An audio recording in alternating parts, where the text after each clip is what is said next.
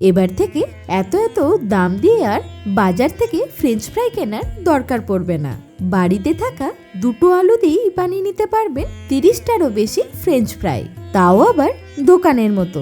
তার সাথে এটা যেমন একদম ক্রিস্পি হবে তেমন টেস্টিও হবে। তবে চলুন শুরু করা যাক আজকের ভিডিও।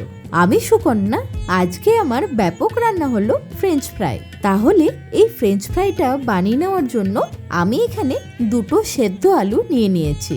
এখানে কোনো স্পেসিফিক আলু যে নিতে হবে তেমনটা নয়, যে কোনো ধরনের নিলেই হবে। এবার প্রথমে আমাদের আলুটাকে একটা গ্রেটার দিয়ে গ্রেট করে নিতে হবে। চাইলে এটা ম্যাশার দিয়েও ম্যাশ করা যেতে পারে, তবে গ্রেটার দিয়ে করলে এর মধ্যে কোনো রকম দানা দানা থাকবে না বা শক্ত অংশ থাকবে না, একদম স্মুথ হবে। তাহলে দেখবেন ফ্রেঞ্চ ফ্রাইগুলো তৈরি করার সময় আর ফেটে যাবে না। বাচ্চা বা বড় সকলেই ভালোবাসে ফ্রেঞ্চ ফ্রাই খেতে, তাই যে কোনো দিন সন্ধ্যাবেলায় জাস্ট 10 মিনিটের মধ্যেই তৈরি করে নেওয়া যাবে। বাজারে যাওয়ার আর দরকার পড়বে না। আলুগুলো গ্রেট করে নেওয়ার পর এবার এর মধ্যে কিছু ফ্লেভার অ্যাড করব। প্রথমেই দিয়ে দিচ্ছি কিছুটা কুচনো ধনেপাতা, তার সাথে দেব একদম ছোট ছোট করে কুচিয়ে নেওয়া কাঁচা লঙ্কা। আমি এখানে 3টে কাঁচা লঙ্কা ব্যবহার করেছি, তবে আপনারা আপনাদের স্বাদ অনুযায়ী ব্যবহার করবেন। এছাড়া দিতে হবে স্বাদ মতো নুন। তারই সাথে দিচ্ছি 1 চা চামচ চিলি ফ্লেক্স, তবে বাচ্চাদের জন্য বানালে এটা অ্যাভয়েড করতে পারেন। আর দেব 1/2 চা চামচ গোলমরিচের গুঁড়ো। কেউ যদি মশলা পছন্দ না করে সেই ক্ষেত্রে শুধু নুন দিয়েও বানিয়ে নিতে পারবেন, তাতেও টেস্ট ভীষণ সুন্দর হয়।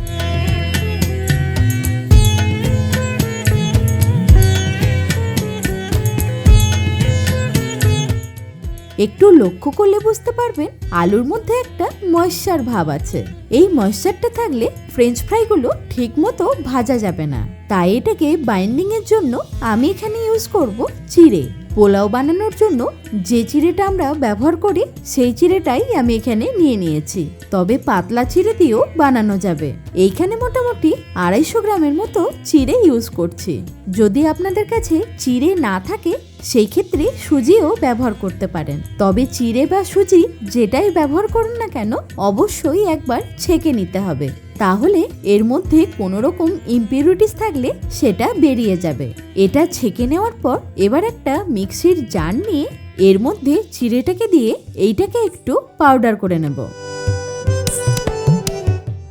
পাউডার করে নেওয়ার পর দেখাচ্ছি, দেখুন এইটা একদম ফাইন পাউডার হবে না, সুজির মতো একটু দানা দানা বা খসখসে ভাব থাকবে। এবার আমাদের এই আগে থেকে মেখে রাখা আলুটার মধ্যে অল্প অল্প করে চিড়ের পাউডারটা দিতে হবে, তবে পুরো পাউডারটা একেবারে দেওয়া যাবে না। আমরা যেমন ভাবে আটা মেখে থাকি সেইভাবেই এটাকে মেখে নেব। এখানে সুজি বা কর্নফ্লাওয়ারের পরিবর্তে চিড়ে দিয়ে করলে দেখবেন অনেকক্ষণ যেমন এটা মুচমুচে থাকবে তেমন খেতেও টেস্টি হবে। যদি আপনারা এটা প্রথমবার বানান তাহলে এই মেজারমেন্ট অনুযায়ী বানালে দেখবেন একদম পারফেক্ট হবে। অর্থাৎ দুটো আলুর জন্য 250 গ্রাম চিড়ে নিলেই দেখবেন একদম আটার মতো ডো তৈরি হবে।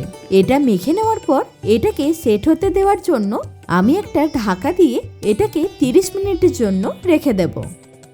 ডোটা আমাদের একদম সেট হয়ে গেছে। এইটাকে একটু আঙ্গুলে করে চেপে দেখাচ্ছি, দেখুন এটা কতটা টাইট হয়েছে। আলুর মধ্যে থাকা সমস্ত ময়েশ্চারটাই চিড়ে অ্যাবসর্ব করে নিয়েছে, তবে এত টাইট আমাদের লাগবে না। তাই এটাকে আরেকটু নরম করে নেওয়ার জন্য অল্প অল্প করে জল দিয়ে ডোটাকে মাখতে থাকবো। যেমন ভাবে আমরা রুটির জন্য নরম করে আটা মাখি ঠিক সেইভাবেই এটাকে মেখে নেব। এটা মেখে নেওয়ার পর দেখুন ডোটা কতটা নরম হয়েছে। এবার এর মধ্যে দিয়ে দেব 2 টেবিল চামচের মতো সাদা তেল। আবারও একবার এটাকে মেখে নিচ্ছি।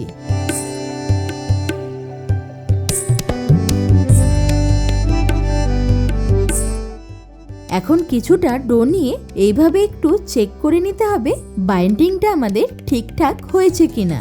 দেখবেন এরকম স্মুথ ভাবে তৈরি হবে আর কোনো রকম ফাটবে না। যদি দেখেন বানানোর সময় ফেটে যাচ্ছে তাহলে আরও একটু জল দিয়ে আবারও একবার মাখতে হবে। এবার ফাইনালি বানিয়ে নেওয়ার জন্য কিছুটা ডো নিয়ে গ্যাস টেবিলের ওপরে রেখে এইভাবে রোল করে নিতে হবে।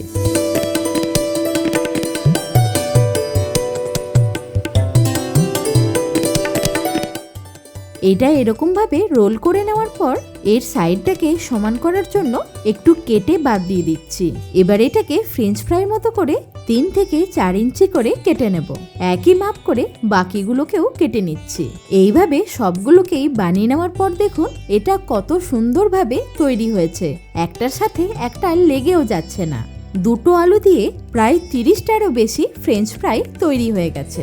আর কত সুন্দরভাবে হয়েছে দেখুন। এবার এইগুলোকে আমরা ভেজে নেব। তার জন্য একটা কড়াই নিয়ে এতে দিয়ে দেব বেশ কিছুটা সাদা তেল। তেলটা ভালোভাবে গরম করে নেওয়ার পর একটা একটা করে এর মধ্যে দিয়ে দিতে হবে। তবে সবগুলো একসাথে দেব না, ব্যাচ ওয়াইজ ভেজে নেব। আর এগুলোকে মিডিয়াম টু হাই ফ্লেমে ভাজতে হবে। সবকিছুই আমাদের অলরেডি কুক হয়ে রয়েছে, তাই জাস্ট গোল্ডেন ব্রাউন করে ভেজে নিলেই হবে। ফ্রেঞ্চ ফ্রাইগুলোকে সুন্দর করে ভেজে নেওয়ার পর আমি এগুলোকে এবার তুলে নেব।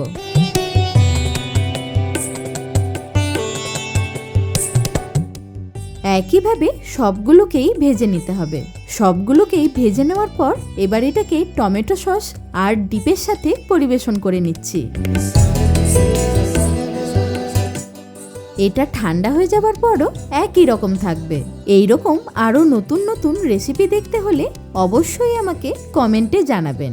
ভালো থাকুন, সুস্থ থাকুন, দেখতে থাকুন ব্যাপক রান্নাঘর।